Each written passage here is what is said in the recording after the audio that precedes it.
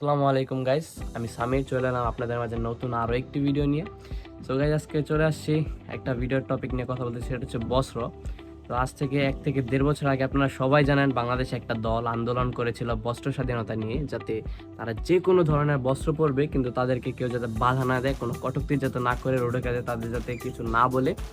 তো আপনারা কেমন আছেন আমার জানতে খুব ইচ্ছে করতেছে। ঠিক আছে, এখন তো বাংলাদেশ স্বাধীন হয়ে গেছে, এখন তো আপনারা চাইলে সবকিছু করতে পারবেন। দেখি এখন আপনারা করেন, আপনারা ওই বস্ত্র পরিধান করেন, দেখি অধোলঙ্গ অবস্থা রাস্তাঘাটে হাঁটাহাঁটি করেন, দেখি কতদূর পারেন আপনারা। এখন তো মনে করেন বাংলাদেশের ছাত্ররা বাংলাদেশকে প্রায় 85% ইসলামের ন্যায় পরিচালিত করবে, আপনারা দেখি শুধু কিভাবে পারেন। আপনাদের আমি দেখে ছাড়বো, ঠিক আছে?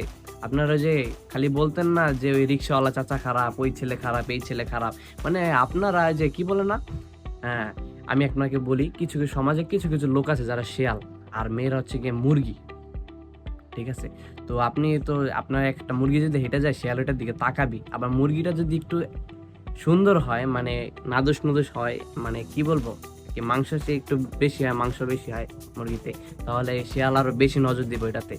তেমনই আপনারা অবশ্যই বুঝে ফেলছেন, বেশি খুলে বলা লাগবে না। তো আমি আশা করছি আপনারা বুঝছেন। তো আপনারা ওই যদি ওই মুরগির মতো, ওই নাদুস নুদুস মুরগির মতো চলাফেরা করেন, তাহলে শিয়াল একটু তাকাবেই। ঠিক আছে, এটার জন্য যদি আপনি এখন ছেলে সমাজের দোষ দেন তাহলে তো হবে না।